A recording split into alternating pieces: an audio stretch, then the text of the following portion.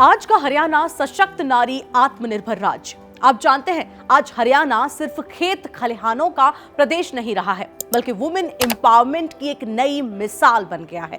जी हां, यह वही हरियाणा है जहां कभी बेटी बचाने की बात होती थी और आज वही बेटियां आत्मनिर्भरता की कहानी लिख रही हैं। वो एक नया राज्य विकसित कर रही हैं। पिछले कुछ सालों में हरियाणा ने अपने सोशल सेक्टर में जो क्रांति की है वो काबिले तारीफ है और इस बदलते हरियाणा की सबसे बड़ी वजह रही है सरकार की नीयत साफ, नीति पारदर्शी और नारी केंद्रित सोच। जी हां, दीनदयाल लाडो लक्ष्मी योजना सशक्त नारी की दिशा में एक बेहद बड़ा कदम है। पंडित दीनदयाल उपाध्याय जी के 109वें जन्म दिवस के अवसर पर मुख्यमंत्री नायब सिंह सैनी ने एक ऐसी योजना शुरू की जिसने लाखों महिलाओं के जीवन में एक नई रोशनी भरी, एक नई ऊर्जा भरी। इस योजना के तहत 23 साल या उससे अधिक उम्र की वे सभी महिलाएं जिनके परिवार की वार्षिक आय 1 लाख रुपए से कम है, उन्हें 2100 रुपए की आर्थिक सहायता दी जा रही है। लेकिन खास बात सिर्फ राशि नहीं है, ये 2100 रुपए सिर्फ खास बात नहीं है।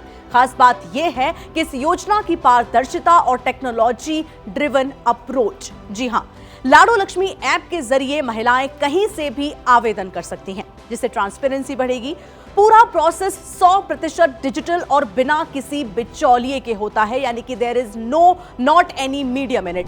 31 अक्टूबर 2025 तक इस ऐप पर 6,97,000 से ज्यादा महिलाएं आवेदन कर चुकी हैं, जिनमें से 5,22,162 महिलाएं पात्र पाई गई।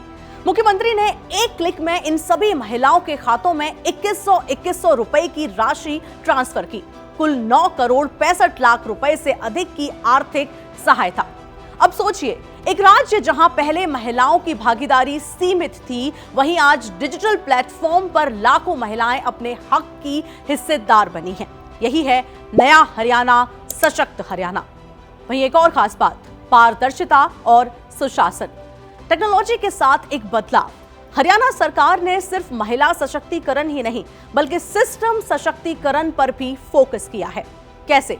मुख्यमंत्री ने प्रदेश में पेपरलेस रजिस्ट्री सिस्टम लॉन्च किया है, लागू किया है। यानी आप घर बैठे बिना किसी झंझट के रजिस्ट्री पूरी तरह ऑनलाइन कर सकते हैं।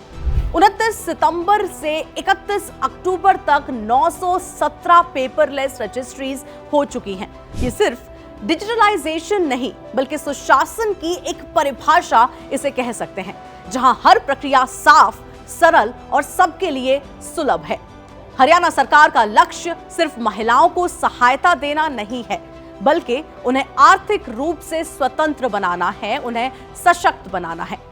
लखपति दीदी कार्यक्रम के जरिए सरकार महिलाओं को स्वरोजगार के रास्ते दिखा रही है, यानी कि स्टार्टअप्स के। आज हरियाणा में महिलाओं के नेतृत्व वाले स्टार्टअप्स की संख्या 50% तक पहुंच गई है। बेहद बड़ी बात है ये। मतलब अब महिलाएं न सिर्फ घर चला रही हैं, बल्कि कारोबार भी संभाल रही हैं, राज्य को विकसित बनाने की एक कड़ी बन रही हैं। हरियाणा कौशल रोजगार निगम के जरिए 1,20,000 युवाओं को रोजगार सुरक्षा मिली है और इनमें बड़ी संख्या महिलाओं की है। ये एक खास बात है। स्वास्थ्य, शिक्षा और अवसर, नारी विकास के 3 ऐसे स्तंभ हैं जो इस राज्य ने अपने साथ जोड़ लिए हैं। पिछले 11 सालों में हरियाणा में मेडिकल कॉलेजेस की संख्या 6 से बढ़कर 13 हो गई है और MBBS सीट 700 से बढ़कर 2,385 हो चुकी हैं। ये सिर्फ आंकड़े नहीं, बल्कि आने वाली डॉक्टर बेटियों का भविष्य है। इसी के साथ ग्रामीण महिलाओं के लिए भी day care centres, skill training camps और सेल्फ हेल्प ग्रुप्स के जरिए हरियाणा ने उन्हें रोजगार और आत्मसम्मान दोनों दिए हैं।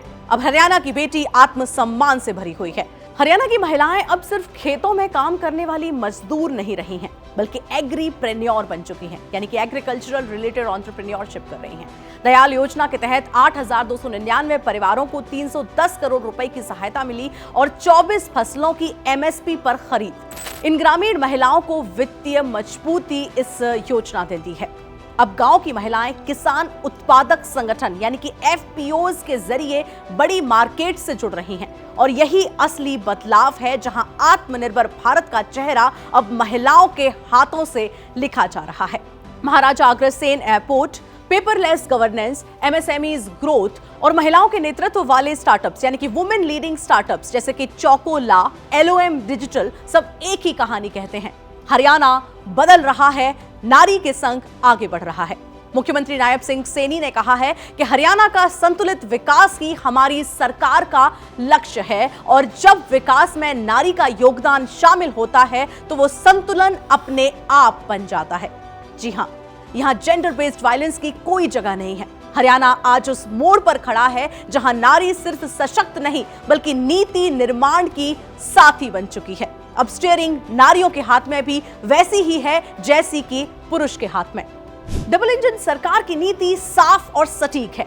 सशक्त नारी ही सशक्त हरियाणा बना सकती है। तो गर्व से कहिए, बढ़ता हरियाणा, सशक्त नारी, आत्मनिर्भर राज्य। आप देख रहे थे दैनिक जागरण, मैं हूं आपके साथ में सुरभि लवानिया।